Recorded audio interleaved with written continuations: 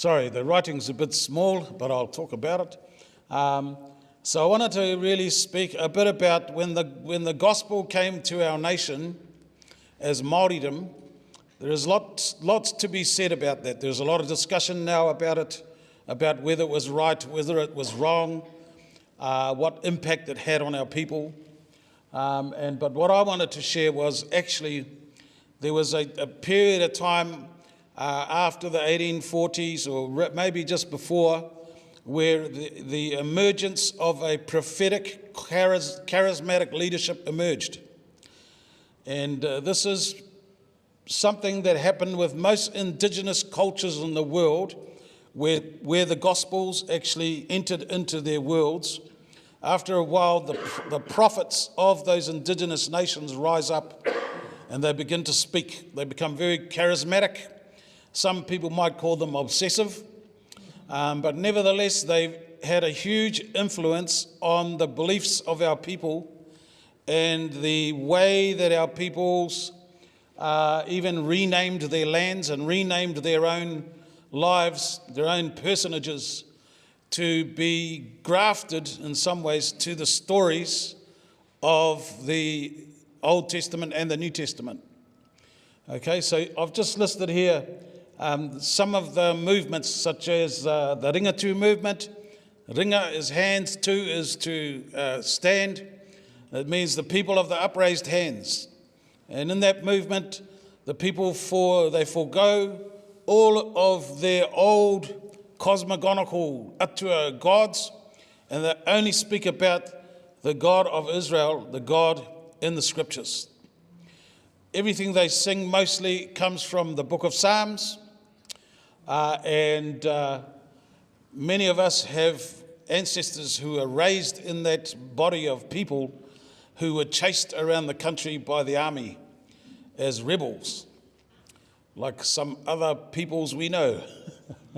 And there are other movements like the Pai Maori movement, the strategic leaders of the Taranaki region, Te Whiti and Tohu, and even in Wiremu Tamihana, Wiremu Rātana's, Tahu Pōtiki Rātana's era, they were using the iconic imagery from the Old Testament, from the Hebrew Bible, you could say, from the Torah, all of those images to reshape the minds of the people towards looking towards God. And so they drew upon, for example, Exodus. They drew upon the stories of Exodus, by which our people are going through a time where they're being chased by armies, where they're being squeezed into, between waterways perhaps, but they're on a destiny to somewhere else, which most of the time they didn't know, but the prophets would tell them. Okay, so Exodus became a huge image within Māoridom, especially in the land wars of the 1860s. They drew upon the imagery of the Jewish people within the Old Testaments for their, I suppose, solace for the way they might find a way out of their predicament. Naboth's vineyard. Who knows Naboth's vineyard? New Zealand, Māoridom called New Zealand Naboth's vineyard. Okay? For 100 years, there's a land that was taken by a force that they did not want to give away their inheritance, but under trumped up charges, they were removed from their vineyard. And that's why the people of Tauranga, that phrase, Naboth's vineyard, became a very common phrase in Māoridom for the way they were, their predicament in life. Where do those images come from? From the Jewish stories in the Scriptures. Okay? Place names. So if you go into the Māori communities around Aotearoa, you'll find scriptural names that come from Israel dotted all throughout the country. Hiona, Zion, Hiruharama, Jerusalem. All these names are placed on the landscape around New Zealand, in the villages, on the maraes. Why?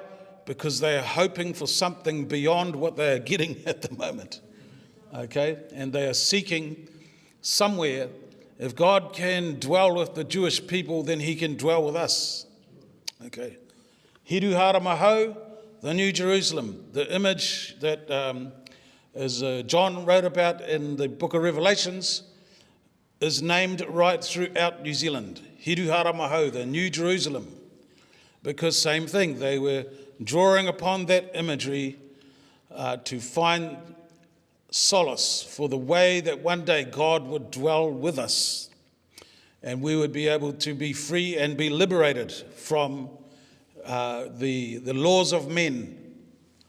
And so all these names, Rewetikura means Leviticus, because many of our ancestors saw themselves as priests of the nation. Okay? Wiremu Tamihana from Ngāti Haua, the last village that he lived in as before he was passing, one of his villages was called Rewetikura, which means Leviticus, because he was charging our people to become priests of their nations. Kenana, well, heaps of people named their houses and named their lands Kenana, which means Canaan. Okay, so if you really walked this land in New Zealand, you'll find that these places exist still in the memories of our people, on their maraes, in their sacred places, on their mountains. They almost, how would I put it, drew upon, but you could say culturally appropriated, for want of a term, the realm of Israel onto their land so that they would have the hope that one day God would be merciful to them. Okay, personal names. So many of our ancestors, including us, we were all given some biblical name. And many of our ancestors' names, we never knew actually what their names were. They didn't seem Māori language names because they weren't Māori language names. They were biblical names.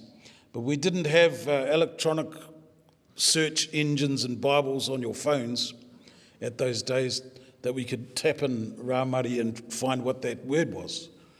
Okay, so I've just listed a few names here. So Rāmari is a common name.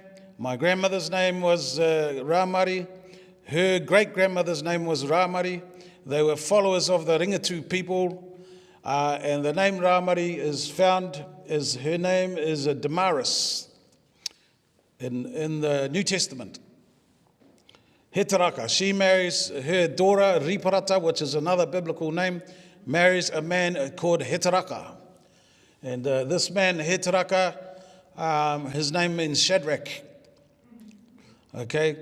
And they all became believers in their generation. We're talking here in the 1860s. Well, actually, before that, they were already grown men having to fight in battles with the armies, but they held all these biblical names.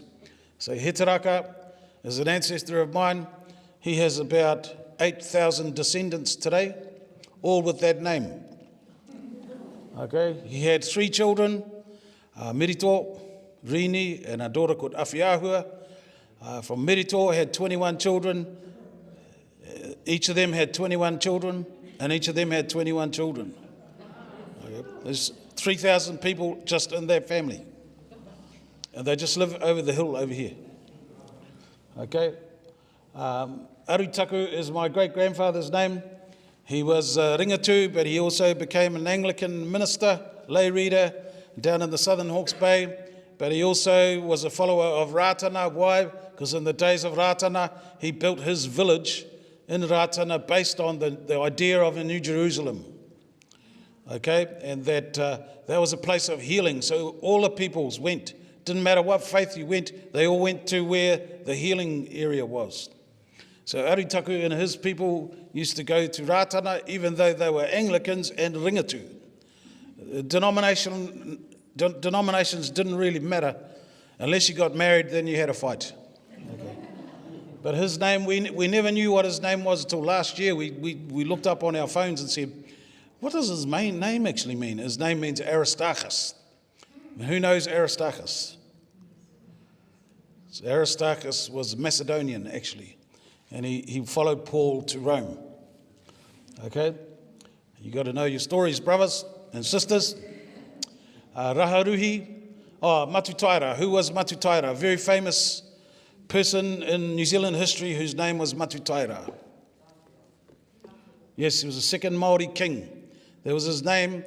And then later on, after he became the king, he was renamed Tawhiao, which means to encircle the world.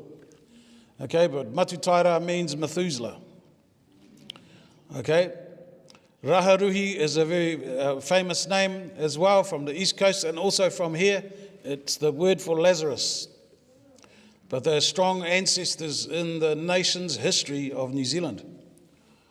Te Pania, there is a big family up north called Te Pania, and which means Zephaniah. The Ruka family, they get their name from the book of Luke. Okay. Te He Parapai is a little church down on the other side of the river at Auaho, means the good shepherd. So the reason I mention these is because our people were appropriating, maybe culturally appropriating, everything that was in the scriptures. If that was the word of God, then we need it in our land. So they were covering the whole land and their descendants with that history, or the pointing to those histories so they could have mercy amongst them. Okay, next. So in their belief system, many of our people chose the idea that the Queen of England, nā mihira ki te Queen o Ingarangi, me tana matenga. I just want to honour the Queen of England, Elizabeth, for her passing. However, many of our ancestors were caught up in the idea that the Queen of England, Queen Victoria, was the epitome of God. And therefore you had to submit to the Queen's colonial worldview if you were to have mercy and know that God is with you. Okay, so many of our people took that stance, but many of our people, the more prophetic realm, believed in God, Te Atua o Iharaira, the God of Israel, whose name appears as the God of Israel 200 times in the Hebrew Bible. Coming back to the grafted tree is the idea that we become one new man. It is a statement where you don't lose your sovereignty as a people group, as an indigenous people, but you become grafted to a tree to become part of this idea of one new man, one new humanity that Paul talks about. Which is, how do we obtain that? By being grafted to the olive tree. And by what? Becoming citizens of the Commonwealth of Israel. And it was something that many of our prophets, they desired that. They never went to Israel. They knew the stories. They lived here, and they took it on. And out of that as well, many of our people hold Jewish names amongst them, but they're biblical names, but many of our people have Jewish lineages. So my ancestors are German Jews. One of our ancestors came as a whaler, married one of our ancestors from the South Island, and now I think there's 7,000 of us from that marriage. And they were part of the very first bicultural community that was set aside for Māori and Pākehā families. And do you know where that place was? You go to Stewart Island, and then you turn right, and there's a little island off the side of there called Whenua, which is called Codfish Island today, was the very first bicultural community where the chiefs set land aside for Pākehā Māori families to live together, and that they would become a people group. and our ancestors who are part Jewish married into that line and lived there, right in the bottom of the South Island. And big names like Asher, the Asher family.